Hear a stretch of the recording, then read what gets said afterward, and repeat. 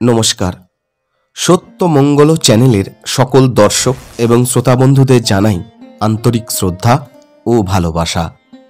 আমাদের অনেকেরই দীক্ষা হয়ে গেছে। কর্মব্যস্ত জীবনে আমরা অনেকেই ঠিক নিয়ম করে জপ ধ্যান করার সময় পাচ্ছি না। বাড়িতে ও অফিসে এত কাজের চাপ যে সময় দিতে পারি না জপ ধ্যানে। প্রায় ট্যুরে যেতে হয় অফিসের কাজে 4-5 দিনের জন্য। এই পরিস্থিতিতে সাধন ভজনে রোজ সময় করতে না পারলে কি করা উচিত, এই বিষয়ে অসাধারণ এবং চমৎকার পথ বলে দিয়েছেন স্বামী সোমেশ্বরানন্দ মহারাজ। তিনি বলছেন, বাড়িতে খরচ বেড়ে গেলে কি করেন? অতিরিক্ত অর্থ উপার্জনের চেষ্টা করেন, কিংবা পারিবারিক বাজেটে কাটছাট করে কম দরকারি খরচ বন্ধ করে বেশি প্রয়োজনীয় বিষয়ে খরচ করেন। সময়ের ব্যাপারেও এই একই কথা। বেশি সময় জোগাড়ের চেষ্টা করা। কিভাবে? কম আবশ্যক বিষয় থেকে কিছুটা সময় অত্যাবশ্যক বিষয়ে দিয়ে। একবার হিসাব করুন, আপনি প্রতিদিন কাগজ পড়ায় কতটা সময় দেন? টিভি দেখায়, বন্ধুদের সঙ্গে গল্প করতে।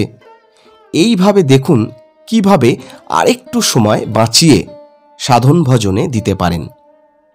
কাজের চাপ যতই থাকুক, যতই ব্যস্ত থাকুন, স্নান, খাওয়া, ঘুমের জন্য সময় করে নেন আপনি, কারণ এগুলি জীবনের অত্যাবশ্যক অঙ্গ।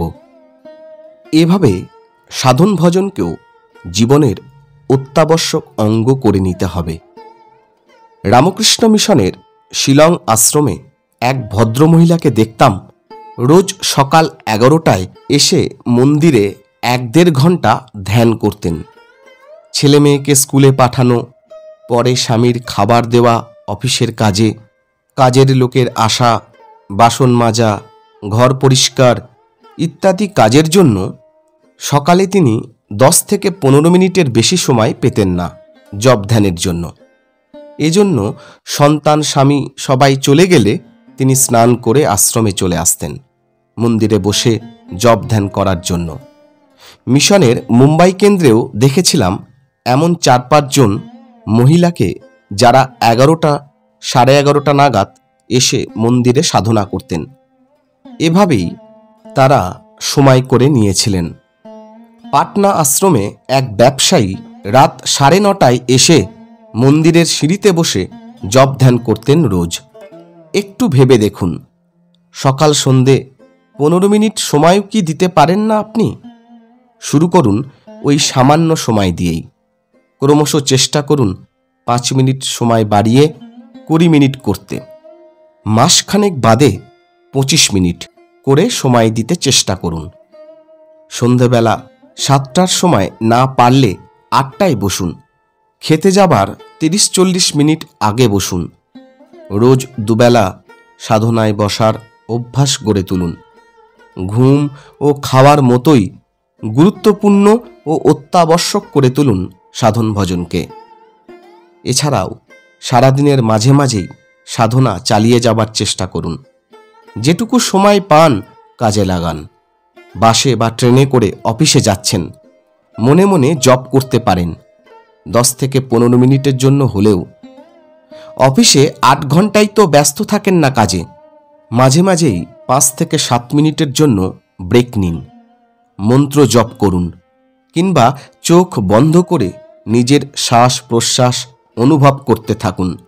সহকর্মীরা মনে করবেন যে আপনি চোখ বুজে বিশ্রাম করছেন। কারোর সঙ্গে দেখা করতে গিয়েছেন কোনো অফিসে, আপনাকে অপেক্ষা করতে বলা হয়েছে। চেয়ারে হেলান দিয়ে মানুষ নেত্রে ঈশ্বরের কোনো রূপের কল্পনা করতে থাকুন।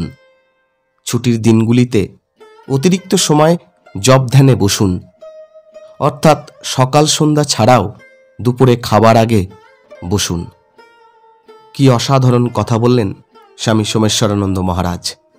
আজকের ভিডিও এইটুকুই। আশা করছি আজকের ভিডিও আপনাদের খুব ভালো লেগেছে। আর সত্যিই যদি ভালো লেগে থাকে তাহলে প্রতিদিনের মতো ভিডিওটিতে একটি লাইক, শেয়ার, কমেন্ট ও চ্যানেলে যারা নতুন এসেছেন তারা চ্যানেলটিকে সাবস্ক্রাইব করে সত্যমঙ্গল চ্যানেলের পাশে থাকবেন। ধন্যবাদ।